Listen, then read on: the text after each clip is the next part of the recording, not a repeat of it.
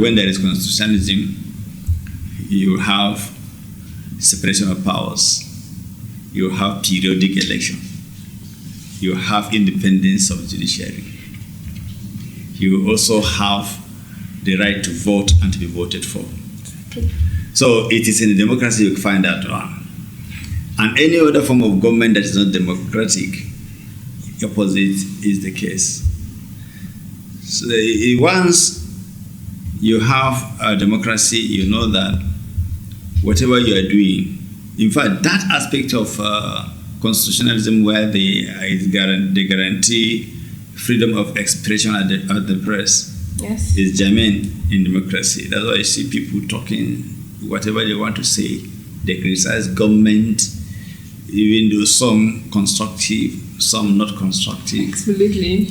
Some will go to the extent of even discrediting government, insulting leaders. Actually, in the name of democracy, in the name of freedom of speech, and the rest. It is only in democracy that you find that one. And so, be that as it may, you see that the journey now in a democracy is such that people are able to understand the workings of government. They are able to demand from their leaders what they want the leaders to do for them.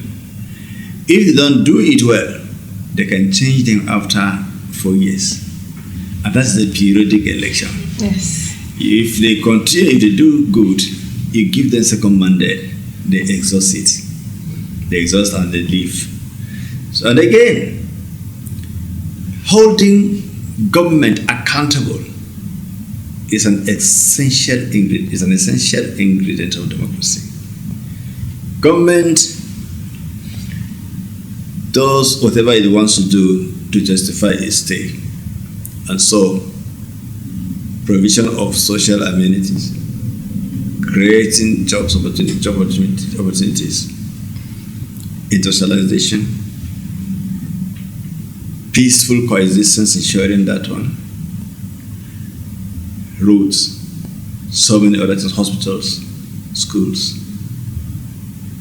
All these things are what we see as dividends of democracy, which must be provided by leaders. In return, the subjects are supposed to be law-abiding, to respect constituted authorities, to ensure that whatever they do, they don't discredit government, they don't ridicule government, and they must also show patriotism in whatever they're doing. The love for the nation is something that cannot be compromised. You must respect the nation. You must respect the national anthem. You must respect whatever that will give you that sense of belonging that you are a Nigerian and you love your country, you love your leaders. If they err, advise them. But if you go outside the law to do anything, the law will catch up with you, because where you have freedom, there is limitation. So where your own rights stop, another person's rights begin from there. So if you understand that, you'll understand peace. all right, that's amazing. So, your rights and the law. Let's divert a little bit. Let's take you back to memory lane, down memory lane. Something happened in 2020. The NSAS protest. So, would you classify that as breaking the law or exercising their fundamental human rights? What's your take on that? You cannot, in the process of challenging government, you then commit arson. You commit felony. The law is very clear. You go to jail. In the course of that, creating arson, felony, you are creating room for some people to even die. You kill some people. You barricade roads. At that moment, some people might have to be taken maybe to the hospital. They cannot pass. They'll die in the process. There are fundamental ways of addressing issues, you must not take to streets. If you see in the foreign countries, Yes. in developing advanced nations, if they want to protest, they protest by throwing tomatoes and eggs. But here, it is stones that people carry. Because they're Protest. expensive. And they carry sticks. They carry koboko. So now, it means they are armed. Government must have to stop that. And by stopping that, they might use minimal force. And you cannot interpret what is minimum. Actually. So definitely there will be casualties. The best thing for people to do if they are aggrieved about government, after all, they are not the only people that have problem. Why would people go and gather? Unlawful assembly is against the law. When you're going to gather people, you need to take permission. If you don't do that, you are a hooligan. And then the law will not sit down there looking at some people, just few people, to hold the whole country to ransom. It is unacceptable.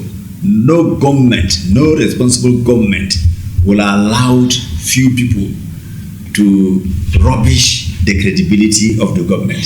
Thank you very much for your take on that. And I can see you're looking so good, and I just know that marriage looks so good on you. So I don't know, want to tell us just your take. What do you think is the cause of the rate of increase of divorce these days? When people marry without stable income, when people marry without doing anything, when people just marry out of youthful exuberance, when people marry just because they see beauty in a lady, and they don't know that maintenance is important for her to keep the beauty going. If you just go into it and you don't have money to maintain her, she will become ramshackle. When that happens, you discover that there will be skirmishes. There will be trouble in the house. The man will not be able to even stay at home. Yes. He talks to her, she responds aggressively. Snagging. She nags. They even quarrel, they even fight. In that situation, you begin to hear those things that they were told during the wedding ceremony, that they should not involve third parties in their affairs. Now they'll be involving even fifth parties. Wow.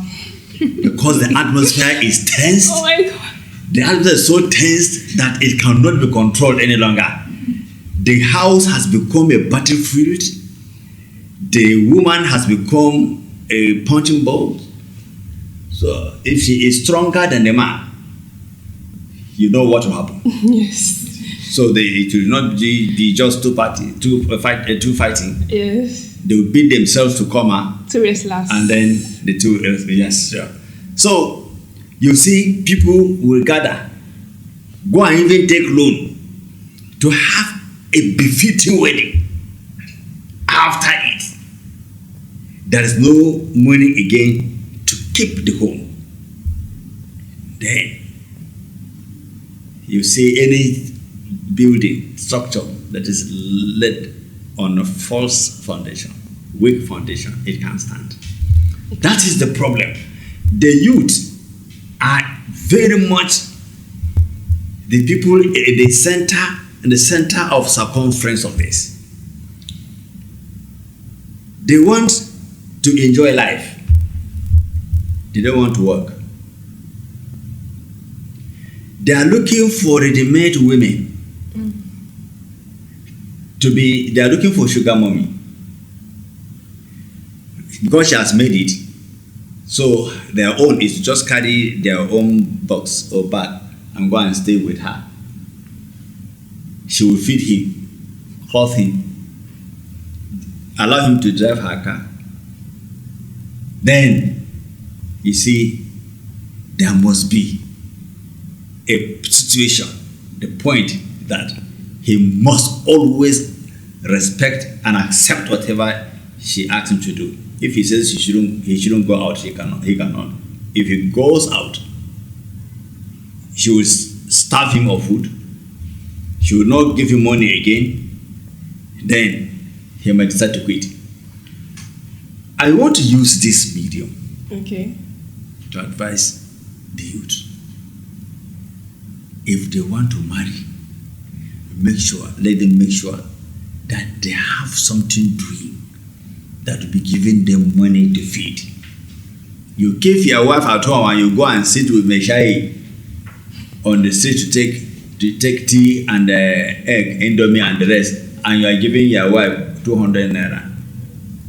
What doesn't make any sense? It doesn't. It doesn't make any sense. At all. So, if you want, say, women are the most difficult species to maintain, to manage.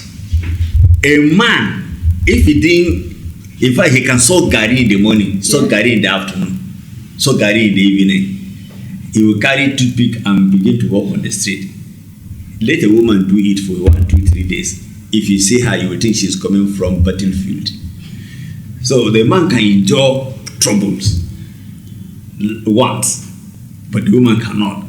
So if you see a woman, any woman that looks spicy, he should know that na money. The better soup na money kill am. All right, so they said no food for lazy man. As a man, if you want to get married, make sure you have something doing. You have something you can actually use to maintain your home, because better soup na money kill am. Thank you very much for coming to the show. Before we go, any parting words for us? Any advice? I will advise the people of Nasarawa State and Nigerians as a whole to continue to trust the process. Let them continue to understand that no government is meant to suppress others. Government means well for people. For Nasarawa State people, let them continue to be tolerant. Let them continue to understand that the government in place today, the government of Engineer Abdullahi Sule, means well for the generality of Nasarawa State people. Let them continue to support the government. Let them continue to give all the necessary support that they feel they should give for government to continue to do a lot and provide dividends of democracy, and people should stay out of trouble. All right, you heard him. Stay out of trouble and support the government, because no government can work on their own. Thank you very much for coming to the show with us. Oh God, it was an amazing session and I surely enjoyed it. And thank you very much for watching the True Talk Pure Sense podcast. Until we come your way again next time, stay jiggy.